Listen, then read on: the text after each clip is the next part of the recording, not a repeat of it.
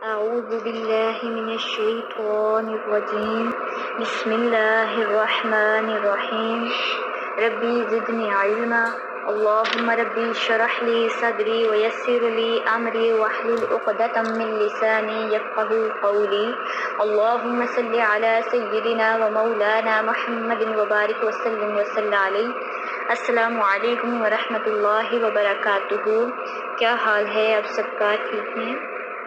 مالک کائنات آپ سب کو اپنے حفظ و امان میں رکھے۔ آج ہمارا جو لیسن ہے وہ طہارت کبریٰ کے متعلق ہے۔ پچھلا جو لیسن تھا وہ طہارت صغریٰ تھا جس میں وضو شامل تھا، اور آج جو ہے وہ طہارت کبریٰ جس میں غسل شامل ہے۔ تو آج ہم غسل کے حوالے سے تھوڑا سا پڑھیں گے۔ قرآن پاک میں باری تعالیٰ کی ذات ارشاد فرماتی ہے، سورہ مائدہ کی آیت نمبر 6 اور پارہ نمبر بھی 6 ہے، وَإِن كُنتُمْ جُنُبًا فَطَّهَّرُوا۔ ترجمہ اس کا کچھ ایسے ہے کہ اگر تم جنبی ہو تو خوب پاک ہو جاؤ، یعنی غسل کر لو۔ سورہ بقرہ میں فرمایا حَتَّى يَطْهُرْنَ، یہاں تک کہ وہ حیض والی عورتیں اچھی طرح پاک ہو جائیں۔ یطہرنا وہ حیض والی، یعنی کہ وہ پاک ہو جائیں۔ ایک اور جگہ فرمایا یا ایھا الذین آمنوا لا تقربوا الصلاة وانتم سکارى حتى تعلموا ما تقولون ولا جنبا الا عابري سبیل حتى تغتسلوا۔ یہ سورہ نساء کی آیت ہے، آیت نمبر 43 اور پارہ نمبر 5 ہے۔ ترجمہ اس کا ایسے کہ اے ایمان والو، نشہ کی حالت میں نماز کے قریب نہ جاؤ یہاں تک کہ سمجھنے لگو جو تم کہتے ہو، اور نہ حالت جنابت میں جب تک کہ غسل نہ کر لو، مگر سفر کی حالت میں کہ وہاں پانی نہ ملے تو بجائے غسل کے تیمم کر لو۔ ٹھیک ہے، یہ اس آیت مبارکہ کا ترجمہ ہے۔ یعنی کہ اس میں ان کی جو 3 آیات بتائی گئی ہیں، ان تینوں میں غسل کے حوالے سے بتایا گیا ہے، یعنی کہ طہارت کبریٰ کے متعلق۔ تو سب سے پہلے دیکھتے ہیں کہ یہ جو طہارت کبریٰ یعنی کہ غسل ہے یہ کتنی طرح کا ہے، اس کے کتنی ٹائپس ہیں۔ تو جو غسل ہے یہ 4 طرح کا ہے۔ نمبر 1 فرض غسل، نمبر 2 واجب غسل، نمبر 3 سنت غسل، نمبر 4 مستحب غسل۔ ٹھیک ہے، کتنے؟ 4 غسل، فرض، واجب، سنت اور مستحب۔ اب جو فرض ہے غسل اس میں کون کون سی چیزیں شامل ہیں؟ ٹھیک ہے، یعنی کہ فرض غسل کی کتنی ٹائپس ہیں، کتنے طرح کا ہے۔ تو یہ اس کی جو اقسام ہیں، نمبر 1 غسل جنابت، نمبر 2 غسل بعد انقطاع حیض، یعنی کہ حیض کے ختم ہونے پر جو غسل کیا جاتا ہے وہ فرض غسل میں شامل ہے، اور نمبر 3 غسل بعد انقطاع نفاس، یعنی کہ نفاس کے بعد جو غسل کیا جاتا ہے وہ بھی فرض ہے۔ یہ فرض غسل کی ٹائپس ہیں۔ اور نیکسٹ ہے کہ واجب غسل کون کون سے ہیں، جن کے واجب میں کون کون سے غسل شامل ہیں۔ نمبر 1 میت کا غسل زندہ پر واجب ہے۔ ٹھیک ہے، یعنی کہ میت کو غسل دینا زندہ لوگ ہیں جو ان کے لیے واجب ہے۔ نمبر 2 سارے بدن پر نجاست لگ جانے سے یا بعض بدن پر نجاست لگی مگر نجاست کا مقام مخفی رہا، یعنی یاد نہیں رہا کہ کس جگہ نجاست لگی تھی، تو ایسی صورت میں یعنی کہ وہ نجاست حقیقی کہاں لگی ہوئی ہے تو سارے بدن کا غسل واجب ہے، یعنی کہ سارے بدن کو دھونا واجب ہے۔ فرض غسل 3 ہیں، واجب غسل 2 ہیں۔ ٹھیک ہے، اور آگے سنت غسل جو ہیں وہ نمبر 1 ہے، یہ جو سنت ہیں یہ 5 غسل ہیں۔ ٹھیک ہے، نمبر 1 جمعہ کی نماز کے لیے جو غسل کیا جاتا ہے وہ سنت ہے، نماز عیدین کے لیے، احرام حج یا عمرے کے لیے، وقوف عرفات کے لیے۔ ٹھیک ہے، یہ تمام غسل جو ہیں وہ کیا ہیں؟ سنت ہیں۔ نیکسٹ مستحب کا دیکھتے ہیں کہ مستحب جو غسل ہے اس کی کتنی ٹائپس ہیں۔ تو یہ 23 طرح کا ہے۔ ٹھیک ہے، ایک دیوانگی اور غشی دور ہونے کے بعد، پچھنے لگوانے کے بعد، شب برات یعنی 15ویں شعبان المعظم میں، شب عرفہ میں یعنی 9ویں رات ذوالحج کو، شب قدر میں، اور پھر مزدلفہ کی صبح کو جو دن قربانی کے لیے ہوتا ہے اس دن جو ہم ٹھہرتے ہیں مزدلفہ میں۔ ٹھیک ہے، منا میں جب پتھر مارنے کے لیے، سنگساری کے لیے ہم جاتے ہیں اس وقت بھی غسل کرنا مستحب ہے۔ مکہ معظمہ میں طواف زیارت کے لیے جب داخل ہوتے ہیں اس وقت بھی غسل کرنا مستحب ہے۔ سورج گرہن جب ہوتا ہے، چاند گرہن جب ہوتا ہے، بارش کی جب طلب کی جاتی ہے، خوف کے وقت، دفع مصیبت کے وقت، جب تاریکی یا آندھی آ رہی ہو یا سخت پریشانی ہو، ٹھیک ہے، مدینہ منورہ میں داخل ہونے کے وقت، تعظیم کے لیے جب آقا علیہ الصلوۃ والسلام کے جناب میں حاضری دیتے ہیں، ٹھیک ہے، نئے کپڑے پہننے کے وقت، مردہ نہلانے کے بعد، مقتول پر بر وقت قتل، خواہ وہ کیسا ہی قتل ہو، ٹھیک ہے، یعنی کہ جو بھی مقتول ہے قتل کے بعد اسے غسل کرنا مستحب ہے، ٹھیک ہے۔ سفر سے مراجعات کے وقت، یعنی کہ جب سفر سے واپس آئیں، عورت جو مستحاضہ ہو اس کا خون بند ہو جانے پر جو غسل کیا جاتا ہے وہ مستحب ہے، ٹھیک ہے۔ اور جو نابالغ ہے، جو سن کے لحاظ سے بالغ ہو، ٹھیک ہے، اس کے اوپر داخل اسلام ہونے کے بعد پاک ہو جائے، ٹھیک ہے، اگر جنبی ہو تو غسل واجب ہو جائے گا، لیکن اگر وہ اسلام میں داخل ہونا چاہتا ہے تو اس سے پہلے غسل کرنا مستحب ہے، ٹھیک ہے۔ لوگوں کے مجمع میں حاضر ہونے کے لیے، گناہ سے توبہ کرنے کے لیے، ٹھیک ہے، اور یہ سارے غسل جو ہیں یہ کون سے ہیں؟ یہ غسل مستحب ہیں۔ مستحب غسل 23 ہیں، سنت غسل 5 ہیں، واجب غسل 2 ہیں، اور فرض غسل جو ہیں وہ 3 ہیں، ٹھیک ہے۔ اب دیکھتے ہیں کہ جو غسل ہے اس کے فرائض کتنے ہیں، ٹھیک ہے۔ غسل کے فرائض 3 ہیں۔ نمبر 1 کلی کرنا، نمبر 2 ناک میں پانی چڑھانا، نمبر 3 تمام ظاہری بدن پر پانی بہانا، ٹھیک ہے۔ یہ کتنے 3 فرائض ہیں غسل کے۔ تو کلی کرنا، جو پہلے فرض کی طرف چلتے ہیں کہ کلی جو ہے اسے لوگ کیا سمجھتے ہیں، کلی کیسی ہوتی ہے، اور حقیقت میں کلی کا مطلب کیا ہے، ٹھیک ہے۔ کلی یہ ہے کہ جو ہمارے ہونٹ ہیں ان سے لے کر ہمارے حلق تک منہ کے ہر حصے سے پانی بہہ جائے۔ اکثر لوگ یہ سمجھتے ہیں کہ تھوڑا سا پانی منہ میں اگر لے کے اسے اگل دیں گے تو ہماری کلی ہو جائے گی، اگر جب پانی زبان کی جڑ اور حلق تک نہ پہنچے، ٹھیک ہے، تو وہ کہتے ہیں ہماری کلی ہوگی، حالانکہ یہ غلط ہے، کلی اس طرح سے نہیں ہوتی۔ اگر آپ اس طرح سے کلی کرتے ہیں کہ آپ منہ میں پانی ڈالتے ہیں، اسے اگل دیتے ہیں، تو پانی آپ کی زبان کی جڑ اور حلق تک نہیں پہنچتا، تو اس طرح غسل نہیں ہوتا، ٹھیک ہے۔ بلکہ فرض یہ ہے کہ داڑھوں کے پیچھے، گالوں کی تہ میں، دانتوں کی جڑ اور کھڑکیاں جو ہمارے دانتوں کے درمیان وقفہ ہوتا ہے، ٹھیک ہے، ان میں زبان کی ہر کروٹ میں حلق کے کنارے تک پانی بہہ جائے تو اس کو کہتے ہیں کلی کرنا، ٹھیک ہے۔ اصل میں کلی یہ ہوتی ہے۔ تو جو دانت ہیں، دانتوں کی جڑوں یا کھڑکیوں میں اگر کوئی چیز ایسی ہے جو پانی بہنے سے روکے، جمی ہو، یعنی کہ کوئی ایسی چیز جمی ہوئی ہو جو جس کی وجہ سے پانی نہیں بہ رہا، تو اسے صاف کرنا ضروری ہے، بشرط یہ کہ اس کے صاف کرنے سے کوئی نقصان نہ ہو۔ جیسے گوشت کے ریشے یا دانے وغیرہ، جب دانے وغیرہ کھائے جاتے ہیں تو اس کے ذرات یا ٹافی وغیرہ کھانے سے اس کا کچھ حصہ دانتوں کے ساتھ چمٹ جاتا ہے، تو اس چیز کے ہٹانے سے نقصان ہو تو کیا کریں، پھر آپ اس سے نہ ہٹائیں، ٹھیک ہے۔ اگر نقصان نہیں ہے تو آپ کوئی چیز ہٹا کے پانی، یعنی کہ ہر جگہ آپ کے منہ میں پانی کا پہنچنا ضروری ہوتا ہے۔ اب دیکھیں جیسے بہت زیادہ پان کھانے سے دانتوں کی جڑوں میں چونا سا جم جاتا ہے، یا دانتوں کی جڑوں میں سیاہ رنگ کا مادہ جم جاتا ہے جسے آسانی سے دور نہیں کیا جا سکتا، تو اسے دور کرنا پھر ضروری نہیں ہے، ٹھیک ہے، آپ ایسے کلی کر سکتے ہیں۔ اور جیسے دانت ہلتے ہوں یا دانت مسالے سے جمایا گیا ہو، اکثر دانت ہل رہے ہوں یا کوئی مسئلہ ہو جائے تو وہ ایک مسالہ ہوتا ہے اسپیشل جس کی وجہ سے دانت کو صحیح طرح جما دیا جاتا ہے ادھر، تو یا تار وغیرہ باندھ دی گئی ہو، تار یا مسالے کے نیچے پانی نہ پہنچتا ہو تو معاف ہے، ٹھیک ہے، کیونکہ اگر ہم اس چیز کو ہٹائیں گے تو ہمارا نقصان ہو جائے گا۔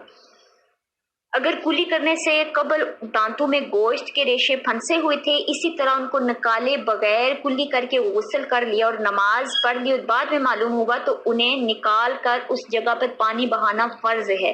لیکن پہلے جو نماز پڑھی تھی وہ ہو گئی ہے، اسے لوٹانے کی ضرورت نہیں ہے، لیکن فرض یہ ہے کہ آپ کو جب یاد آئی کہ آپ کے دانتوں کے اندر ریشے کوئی پھنسے ہوئے تھے گوشت کے، تو آپ انہیں صاف کر کے اسے کیا کرنا ہے، دھو لیں، ٹھیک ہے، کلی کر لیں، یہ آپ پہ فرض ہو جاتا ہے، ٹھیک ہے۔ اور جو دوسرا فرض تھا، دوسرا کون سا تھا؟ ناک میں پانی چڑھانا، ٹھیک ہے۔ تو ناک میں پانی چڑھانا، اب اس کے متعلق تھوڑا سا جان لیتے ہیں کہ یہ کیا ہے، کہ دونوں نتنوں کی نرم جگہ، یعنی کہ ناک میں ہماری جو نتنے ہیں، ان دونوں کی جو نرم جگہ، یعنی جہاں سے سخت ہڈی شروع ہوتی ہے، اس کا دھلنا ضروری ہے۔ ناک میں پانی چڑھاتے ہوئے اوپر کی طرف سانس لے کر چڑھانا ہے، ٹھیک ہے، تاکہ بال برابر بھی جگہ دھلنے سے نہ رہ پائے۔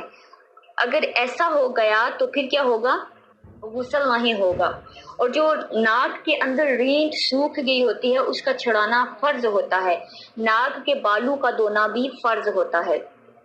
اور ناک میں پانی اسی طرح سے چڑھانا ہے جیسے بتایا تھا کہ وضو کے دوران ایسے سانس کو اوپر کھینچنا ہے، اتنی زور سے نہ کھینچنے کہ دماغ تک پانی پہنچے، ٹھیک ہے، بس اتنا کہ دونوں نتنوں کی یہ نرم جگہ ہے، یعنی کہ سخت ہڈی شروع جہاں سے ہوتی ہے یہاں تک پانی چلا جائے، یہاں تک دھلنا ضروری ہے، ٹھیک ہے۔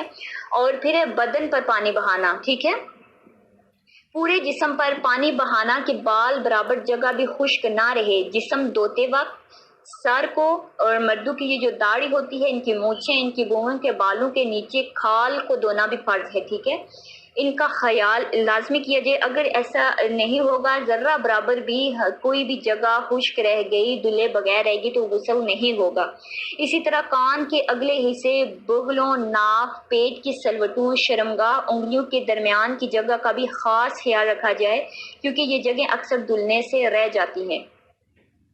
تو کچھ امپورٹنٹ چیزیں، جیسے کسی کو جسم پہ کسی بھی حصے پہ زخم ہو، اس کی وجہ سے پٹی بندھی ہوئی ہو یا پٹی نہ ہو، لیکن اس جگہ پہ پانی جب بہایا جائے تو اس سے نقصان ہونے کا اندیشہ ہو، تو ایسی صورت میں مسح کر لینا کافی ہوتا ہے، لیکن پٹی اتنے حصے پر بندھی جائے جتنے پر باندھنا ضروری ہو، یعنی کہ جتنا زخم ہو، جتنا تکلیف ہو، بس پٹی اتنی ہی جگہ پر باندھی جائے، یہ نہ ہو زخم چھوٹا سا ہو پٹی بڑی سی باندھی جائے تو اس پہ آپ مسح کر دیتے ہیں تو یہ بھی ٹھیک نہیں ہوگا، ٹھیک ہے۔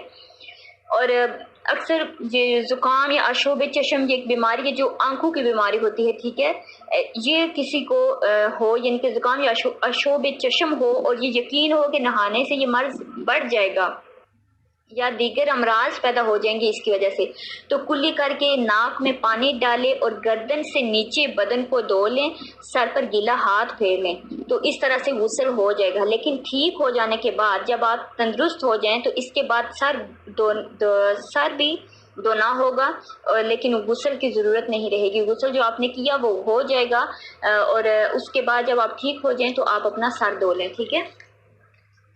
اور اکثر خواتین کے نیل پالش کی شوقین ہوتی ہیں، تو نیل پالش لگی ہوتی ہے، تو ایسی صورت میں جب نیل پالش ناخنوں پر لگی ہو تو اس کو صاف کرنا فرض ہوتا ہے، کیونکہ اگر ہم نیل پالش کو صاف نہیں کرتے تو اس سے کیا ہوتا ہے، نہ ہی ہمارا وضو ہوتا ہے نہ ہی ہمارا غسل ہوتا ہے، ٹھیک ہے۔ اور باقی جو غسل کا بیان ہے انشاءاللہ العزیز وہ میں ویڈیو کے تھرو آپ کو بتاؤں گی کہ غسل کا جو نہانے کا طریقہ ہے وہ کیا ہے، ٹھیک ہے۔ اور نیکسٹ جو چیز اس میں بیان کی گئی ہے تیمم، ٹھیک ہے، تیمم کے جو ہے نا وہ 3 فرائض ہیں۔ نمبر 1 نیت کرنا، نمبر 2 سارے منہ پر ہاتھ پھیرنا، نمبر 3 کہنیوں سمیت دونوں ہاتھوں کا مسح کرنا، ٹھیک ہے۔ اس کے کتنے فرائض ہیں؟ اس کے بھی 3 ہیں۔ غسل کے بھی کتنے فرائض تھے؟ غسل کے بھی 3 فرائض تھے، کلی کرنا، ناک میں پانی چڑھانا، تمام ظاہر بدن پر پانی بہانا۔ اور جو تیمم ہے اس کے بھی 3 فرائض ہیں، نیت کرنا، سارے منہ پر ہاتھ پھیرنا، کہنیوں سمیت دونوں ہاتھوں کا مسح کرنا، ٹھیک ہے۔ تیمم کا طریقہ ایسے ہے کہ اگر پانی دستیاب نہ ہو یا دستیاب ہو لیکن اس کے استعمال سے بیماری بڑھ جانے کا اندیشہ ہو تو غسل اور وضو کی بجائے تیمم کر لیں۔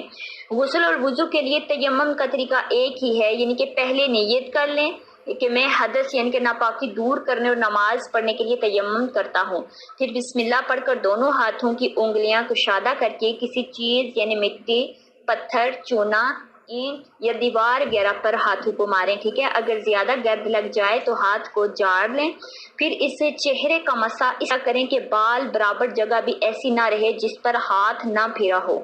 پھر دوسری دفعہ ہاتھ زمین پر مار کر دونوں ہاتھوں کا ناخنوں سے لے کر کہنیوں سمیت مسا کریں۔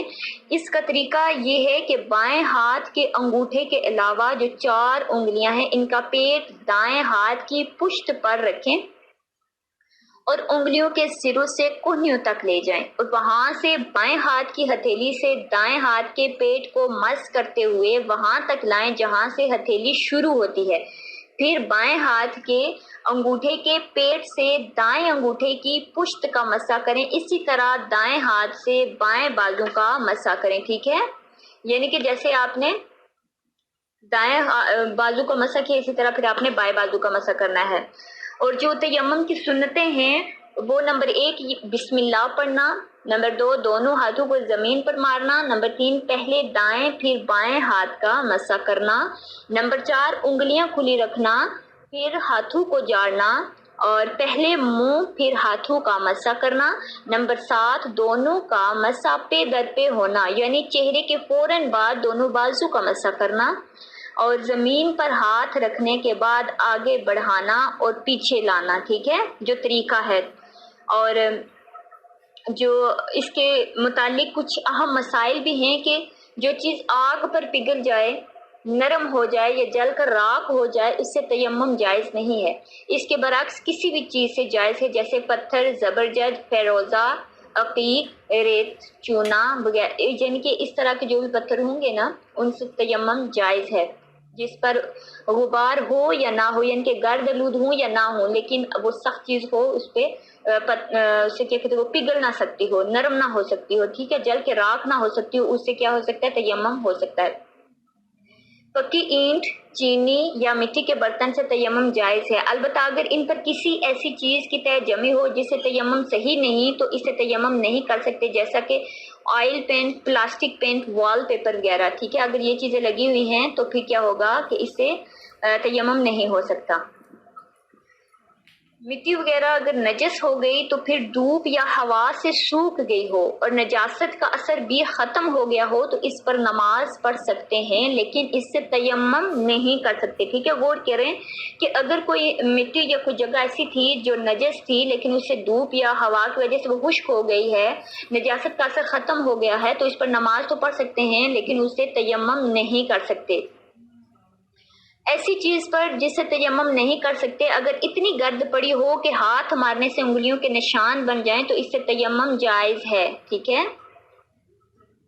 اور تیمم ہوتا کب ہے؟ جہاں چاروں طرف 1 میل پانی کا پتہ نہ ہو وہاں بھی تیمم کر سکتے ہیں، ٹھیک ہے۔ یعنی تیمم ہوتا ہی اسی صورت میں ہے جب آپ کو پانی اویلیبل نہ ہو، ٹھیک ہے۔ اگر پانی اویلیبل ہے تو آپ تیمم نہیں کر سکتے، آپ کو وضو کرنا پڑے گا۔ دوسری شرط کیا ہے کہ اگر آپ کو کوئی ایسی بیماری ہے کہ آپ کے وضو یا غسل کرنے سے یعنی کہ پانی کے استعمال سے وہ بڑھ جائے گی تو ایسی صورت میں آپ کیا کریں، آپ تیمم کر لیں، ٹھیک ہے۔ اور اگر وقت اتنا تنگ ہو گیا ہو کہ وضو یا غسل کریں گے تو نماز قضا ہو جائے گی تو تیمم کر کے نماز پڑھ لیں، پھر پانی ملنے پر وضو یا غسل کر کے نماز کو لوٹا دیں، ٹھیک ہے۔ اگر ایسی جگہ پر ہوں جہاں نہ پانی ملتا ہو نہ تیمم کے لیے کوئی چیز ہو تو ایسے وقت میں آپ کو اگر وہ وقت نماز ہے تو بلا نیت نمازی کی صورت بنائے، یعنی تمام حرکات نماز بجا لائے۔ یعنی کہ اگر آپ کے پاس نہ تیمم کے لیے کوئی چیز ہے نہ آپ کے پاس پانی ہے تو آپ کیا کریں، نماز جیسے نماز پڑھی جاتی ہے نا ویسے ہی آپ تمام وہی حرکات و سکنات کر کے اپنی نماز بجا لائیں۔ تو جن چیزوں سے وضو ٹوٹ جاتا ہے یا غسل فرض ہو جاتا ہے ان سے تیمم بھی ٹوٹ جاتا ہے، اور پانی پر اگر قدرت حاصل ہو جائے تب بھی تیمم ٹوٹ جاتا ہے۔ تو جو عورتیں ہوتی ہیں ان کے اگر ناک میں کوئی پھول پہنے ہوں یا کچھ اس طرح جس کی وجہ سے پورا ہاتھ نہ پھر رہا ہو تو ان کو نکال دیں، ورنہ پھول کی جگہ مسح نہیں ہو سکے گا، ٹھیک ہے۔ تو ہونٹوں کے جتنے حصے کو وضو میں دھونا ضروری ہے، تیمم میں اس پر مسح کرنا بھی ضروری ہے۔ اور اگر یہ انگوٹھی پہنی ہوتی ہے، گڑیاں، چوڑیاں، کچھ بھی اس طرح کا پہنا ہو تو انہیں ہٹا کر ان کے نیچے کی جگہ پر مسح کرنا ضروری ہے، ٹھیک ہے، یہ ہمارا آج کا جو لیسن تھا وہ غسل اور تیمم کے حوالے سے تھا. غسل یعنی کہ طہارت کبریٰ کے حوالے سے تھا، اور اس کے ساتھ ایک تیمم کو بھی شامل کیا. تو انشاءاللہ العزیز آپ کو سمجھ آ گئی ہوگی، اور باقی جو بیان ہے غسل کرنے کا وہ میں ویڈیو میں بتاؤں گی انشاءاللہ. تو اللہ پاک ہم سب کو عمل کرنے کی توفیق دے، اور بالکل اسی طرح سے طہارت اور پاکیزگی حاصل کرنے کی توفیق دے جس طرح کے اس نے حکم دیا، جس طرح کے یہ فرائض ہیں ہمیں ان کو بھی اپلائی کرنے کی توفیق دے. ٹھیک ہے، رکھیے گا، دعا میں یاد رکھیے گا. جزاکم اللہ خیرا کثیرا.